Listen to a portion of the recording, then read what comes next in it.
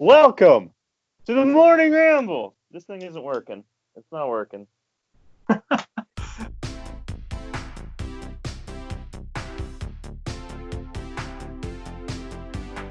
I thought I had something cool to start with, but I guess not. I had the fog machine set up. It was probably out of juice. I blew it. You went and checked the juice beforehand? I didn't check the juice. I'm sorry. All right. Welcome to the Morning Ramble. I'm Matt. That's Eric. He's on this side of me, I think. Who knows? It keeps switching week to week, so.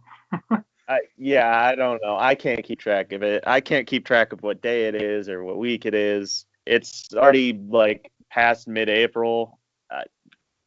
I don't even know what to say. I was getting my days mixed up. So check out this cool shirt I got. I wanted to show this week. Did you see it? Isn't that amazing?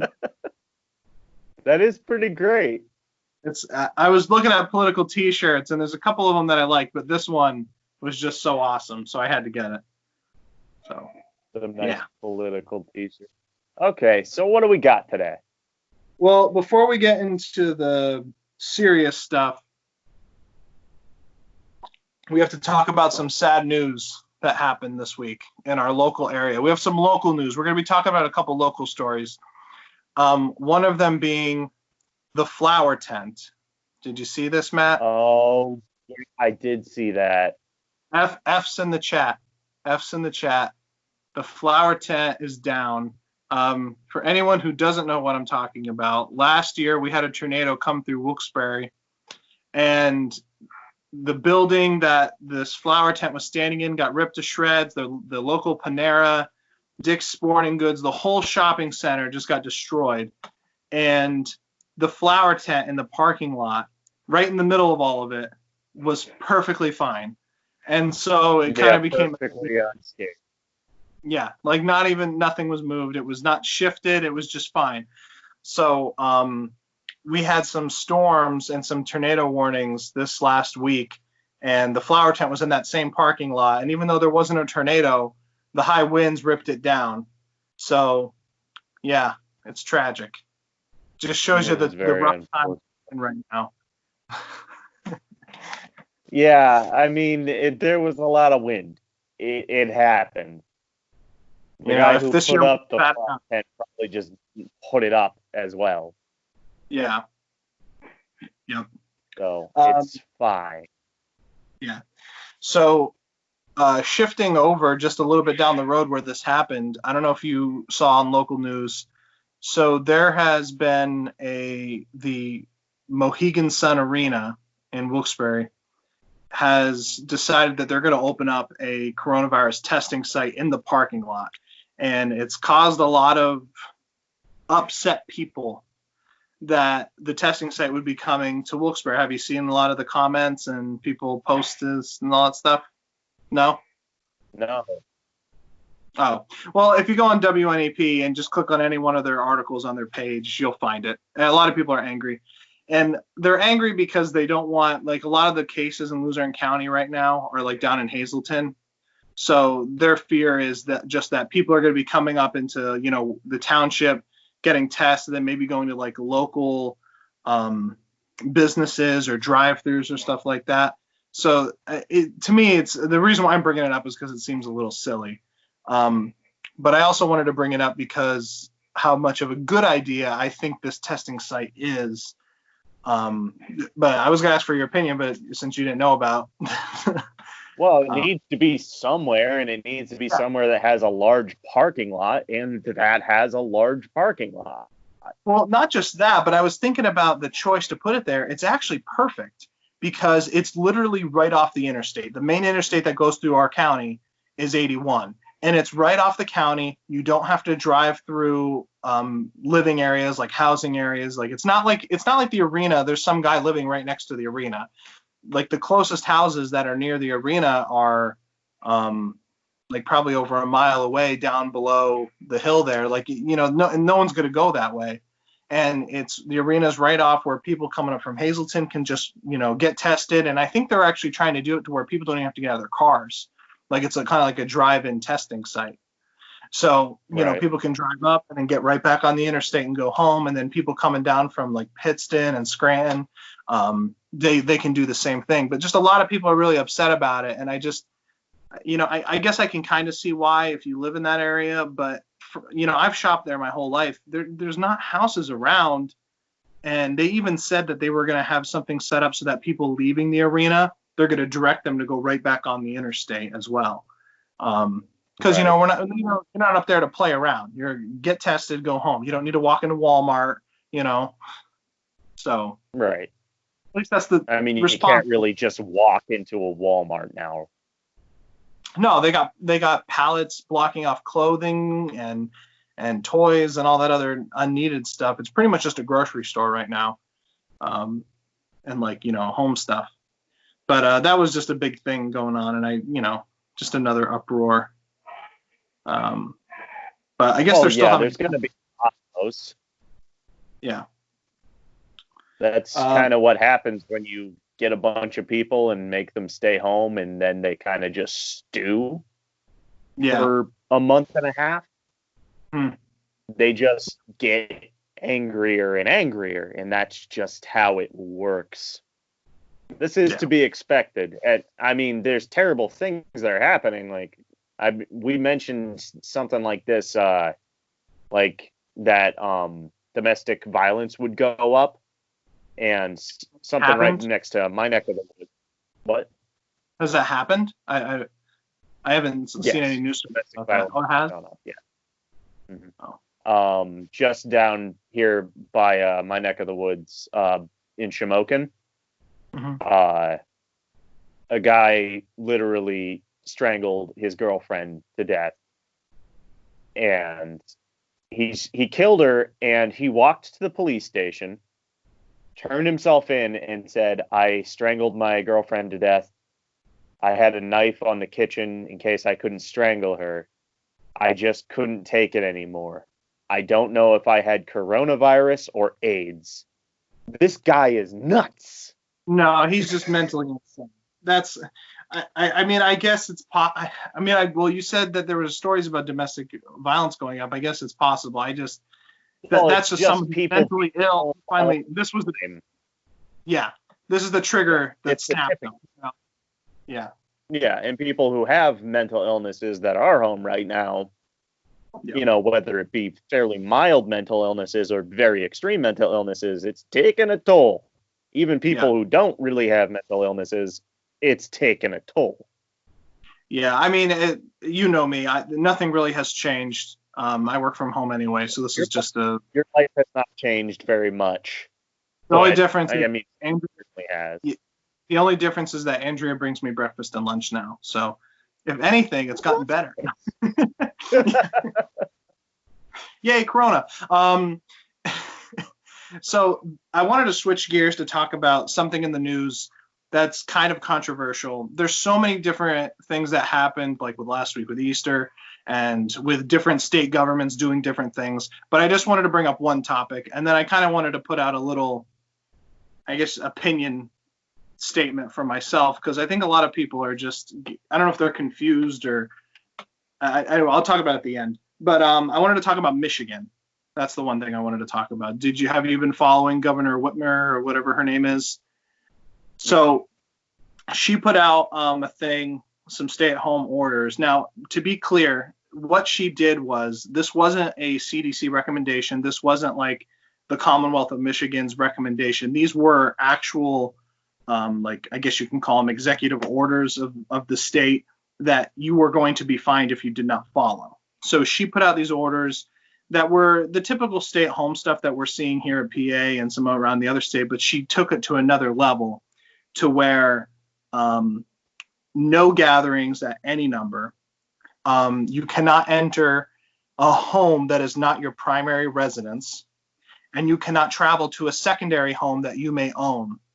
You have to stay at your primary residence, and you cannot leave for nothing other than the absolute need of essentials like groceries, and that's it. And those were the orders. Now, some of the people who are listening right now, you might be thinking, well, that's kind of what I'm already doing, or yada, yada, yada. Even Andrea, when I brought this up, she said, no, that's what PAs do. And I'm like, no, you might have heard the CDC or our head of public health mention that recommendation, but that's not an actual official order. She put these into place with $1,000 fine if you are, not abiding by them. So pretty much what that means is like you want to go see your mom or you want to go see a friend or a relative from one private property to another private property. She's saying that's not allowed. And I wanted to get your thoughts on this. What when you saw this? That's kind of up in the air for me. Now, is she saying for visits? Like, you can't go and visit your relatives. You can't go and drop off food to your relative? I don't know about that specifically, but she was pretty strict upon that. Like, you cannot enter a residence. You cannot go to a home that is not your primary residence, that you do not own, or that is not your main address. So, for instance, if, you're working from home and a sibling, and you want to go over there, you can't do that. You just can't. You can't go visit. Even if you two are not sick, you don't have symptoms, all that stuff. You're not in like quarantine because you know that you were exposed to someone who was nothing. It doesn't matter. Nothing matters. So you can't do it. All right. Technical difficulties. Back to what you were saying. So will you cut that out, Eric? Yes, I will. I know I haven't been doing anything with these videos, by the way. Like the editing has been super poor. I just don't care. I just been posting cool little song. That's it. Anyway, I will cut it out. But some of the sheriffs in the state have come out pretty much saying that while they understand the stay-at-home orders and that they agree with it, they feel like the governor's gone too far and that we're going to treat everything on a case-by-case basis. I think one of the quotes was even like, if you're out on your property, driving a quad or just, outside, we're not going to pull you over and fine you or something. You know what I mean? So they've pretty much come out against it. There's been some protests that have been surrounding like the governor's mansion and like, I guess like the state capitol or something like that. I don't know, a bunch of stuff have been going on, but I find it a little bit ridiculous. I feel like there's a line and she's just taking it too far. Because and I think someone else even pointed out, like, I think it's the Fifth Amendment, something about the government like seizing private property, which that's not what she's doing, but she's pretty much telling people what you can and can't do on private property and private property, which she has no right to do. You can mandate people in public space, you can shut down public parks, that kind of stuff. But yeah. Yeah, I think what a lot of people are seeing is the really, really, really, really, really, and I really do mean this, freaking stupid people who all got together in those protests together on public property. Yeah. That's stupid, and you're stupid for doing that. Yeah, and I even saw like they're siding with the governor because of those stupid people. Mm-hmm. Yeah, I'm not saying I would agree with you. I do see that she is kind of overstepping her bounds here. Yeah. As a governor, now it's like our governor Tom Wolf. He's said some things and he wants things to be a certain way, but he's not really making those executive decisions. Yes, and that's kind of just like stop. Mm-hmm. And what you just said is perfect. So I'm gonna try not to make this long. I want to point something out and kind of give everyone. I think everyone pretty much knows both of our opinions and how we differ and how we're similar on things. But I want to point something out on how I think about things, and it's perfect from what you just said. Online, I usually don't get into disputes, but I've been in a couple little spats this last week or two over people with what I guess should or shouldn't be allowed, I guess. And I want to point out that there is a difference between agreeing with a recommendation or a point of view and then putting it into law or into like a government order. So the reason why I'm bringing this up is because like I found that people were just like, oh, you're criticizing, the rules that are going by, but yet you're still wearing a mask while you're shopping. And I'm like, yeah, why would I not do that? I can agree with a health recommendation to keep for the safety of the community and the people around me, but that doesn't mean I think it should be a government ruling or law, I guess you could say. Do you understand what I'm saying here? I I hear guess you 100%. I think like that other countries are actually going to have a little bit of an easier time uh, flattening the curve. Like England. Let's go with England for an example. okay. Or Boris Johnson and the leadership there basically did make it a mandate that you have 1 hour. You've got 1 hour every day, exercise, do your shopping. That's it. And they can say that Yeah. because that's the kind of country that they are. Mm-hmm. We can't do that here No because way. that's not the kind of country that we are. So, would it be better for flattening this curve if indeed the government could step in and say that? Yes. But would it be constitutional? No. Give me liberty or give me death, Matt. I know that's I'm sorry, but that's my point of view, and that's I'm the not majority. disagreeing with you, Eric. I just, I'm you know, not. it's insane. What you just said, that sounds like prison. You get 1 hour recreational time, make it count. 100%. I agree with you. I agree with you on that. That's ridiculous. I agree with you. If people, if the Pennsylvania Commonwealth, if they've been coming out every day. Andrew's been watching them talk. If they're recommending wearing masks and doing this and doing this, I abide by that. I've been wearing masks every grocery store I go in. I use hand sanitizer. I'm conscious of where I am around people. I'm fine doing those things. But if you're going to start fining people for not doing them with possible jail time, and that's what it is, it's jail time. It's literally saying like in Michigan, you can't go see your mom, therefore drop to the ground, I'm taking you to prison. And people might say that's a radical view, but that's how I view it. Because if I do that, it's like, okay, well, here's a fine. Well, I don't want to pay the fine. Okay, well, then you're going to jail. Well, I don't want to go to jail. Okay, well, then we're going to arrest you, And that sounds insane to me. And that's how I view every type of government law or order. So there's one thing between a health recommendation and an actual government ruling. And that's kind of the way that I think about things. I'm a good citizen. I like my community. I don't want anyone to be sick, and I don't want to be the cause of that. So that's why I'm taking precautions when I work at the store, when I go grocery shopping. I'm not taking my 2-year-old out grocery shopping. So, but yeah, that what you just said in England, I didn't know about that. That sounds absolutely like crazy. And that's been like that for like a month. Yeah. And you're right. It probably would be better to flatten the curve, but I'm good. Yeah. Yeah. I mean, if your main goal is to save as many lives as possible, then indeed that would be the best case. But if your main goal is to sustain the Constitution, then indeed it is not the best solution. I don't know, man. This is a really rough time to be in the middle on things because I'm just like, yeah, that sounds like bullshit. Oh, but I don't know, man.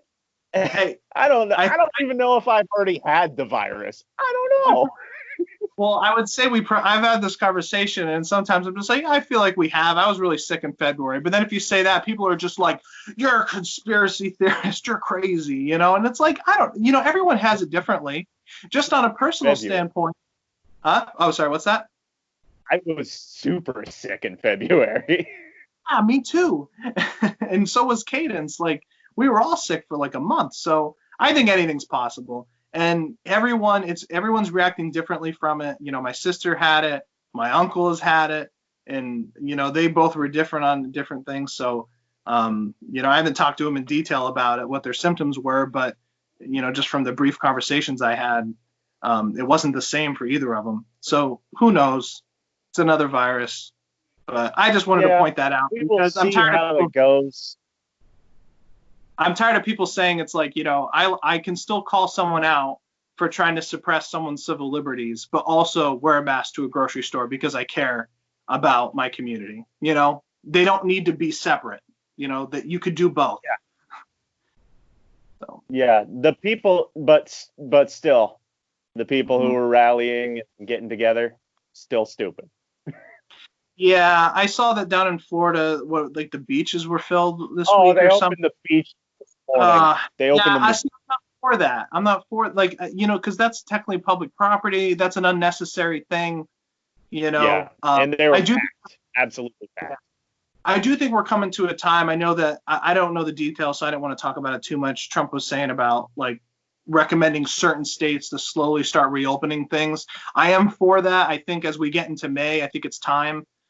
We can't stay like this all year. So we'll see how it progresses. But yeah, beaches, that's not helping the economy. So, you know. Yeah, well, on the other hand, it's Florida. The beaches Well, are the money maker. no, that's true. Vacations and merchandise. Yeah, no, you're right. I'm wrong. In that instance, that does, It, drive some sense. it's tough.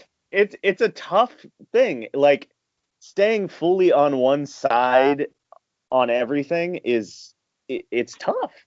I will say this, come May, I'm pretty much going to be, no matter what the state of the health of the country is, you call me, cruel, I guess you could say, but you can't live in fear forever. And we have lots of sicknesses in this world, and this is just something that we might have to get used to on a seasonal basis, just like we do the normal influenza. Um, so yeah. All right, I'm going to say it because somebody else is going to say it. Yeah. Not because I have this viewpoint. Go ahead. I'm playing devil's advocate right now, and I want to make that very clear. I appreciate it. I like that. Go ahead. To the people who are saying certain things, especially this particular one, saying, oh, to the people who say, like, this 1% of the country isn't bad and we should open back up, everybody dying, and they're saying, pick one of your relatives and say, yeah, they can die. That's not necessarily how it is. It's not that cut and dry. Yeah, it's definitely not. But it is something that people are saying a lot. And I don't really know how to respond to it because it's like, the people that I hold close to me, I could count on two hands. Like, and you've got a much bigger family unit in general than I do. Yeah, I mean, what I would say to that is that we need to look at it at a broader. You have to understand that it's not like everyone else is fine. No one else is dying from anything else. And this is the main cause of killings right now. Okay. Between the normal flu and coronavirus, currently from October till now, if you combine those numbers right now, as a country, we have, I think it's going to be probably looking like, with the coronavirus estimated, if we continue on this path, like almost 70,000 deaths with influenza and coronavirus. And I would say that, there's been some really bad flu years. I think it was 2016. I think we talked about this a couple weeks ago. There was over 60,000 deaths from the flu alone, and that's a lot. And yeah, it's absolutely awful. And I would just say that it's not like if we start doing things like normal, not complete, we're not going to get back to the way we were. I think throughout the summer, we're going to see mask usage and people are going to be a little bit more self-aware with hand sanitizer and washing their hands. So I think that's always going to be a good thing. But it's not like it's the only sickness right now. People are postponing like other health visits because of this. And people could also be suffering because of that. I just saw in our local news that one of the hospitals here in Northeast PA, like there might have been a compromise with infecting people with coronavirus, like in the cancer ward or something like that. So yeah, and they're not doing like standard, like, it's not chemo, but there was like cancer screenings because of everything's focused on the coronavirus right now. So, it's all about, I guess you could say, I don't know about compromise is the right word, but there's pros and cons to doing either or, and it's just a balance between the two. There's not one good decision. Yeah, I think that it's all good and fine to want the economy to go back the way it is. I certainly do. I'm dying here. I still haven't gotten my unemployment at all, and it's been since the 31st of March. I'm still working, but I'm working less, and I'm having a bad time with it. But I think that at the end of the day, as long as we don't become callous and we don't think of people as just numbers, Yeah. then it's okay to have these conversations. But as soon as people start thinking of these things as just numbers, that's where we fail as humans. Yeah, and I don't think it's a matter of any. And these are the conversations and probably the thoughts that are happening in our political leaders and health managers right now. It's not so much about numbers to numbers. I think it's more so to the health and well-being of a community, and also the health, livelihood, and well-being of the economy, because it's not like it's not going unpunished. Small businesses, mental health, income. Yeah, I mean, if this does continue, it's a lot of small businesses. Yeah, it's crazy. So I there's that's the balance. I don't think it's numbers to numbers. I think more so because there is a health perspective on the economy side, as far as, people affording groceries, and also money that the government has and doesn't have. I mean, we already had this one stimulus check or whatever, this bill passed, and I saw that there was talks in the House of another one, and I just don't think that's a good idea, So, but. I mean, it certainly helped me out with my whole not getting unemployment yet thing. Oh no, that's great, and that was the point of it. But now I think it was the House is talking about like $2,000 a month until like certain numbers are met, and I think that's crazy. That's a little. I don't know too much about it, so yeah. But that's all I had to say. Another week. Another week indoors. I'm getting so pale. Go outside. It's the sun shining. The sun has been shining for like the entire time we've been doing the ramble, but the whole rest of the day it hasn't been out. I think tomorrow's going to be good. So, or today. Yes, today. I'm sorry. I actually got the time frame messed up earlier. The day the Florida beaches opened was today, Saturday, when we're recording this. No. In case anyone calls us out on that, which they never do. You want to go to the beach? No. All right. Thank you for joining us on the Morning Ramble. We will see you next week. Hopefully the quality hasn't been that bad, considering that Eric's been cutting out this whole time. So I don't know how the recording's going to be with me specifically. We'll see. Yeah, I guess we're going to find out. All right. Thank you.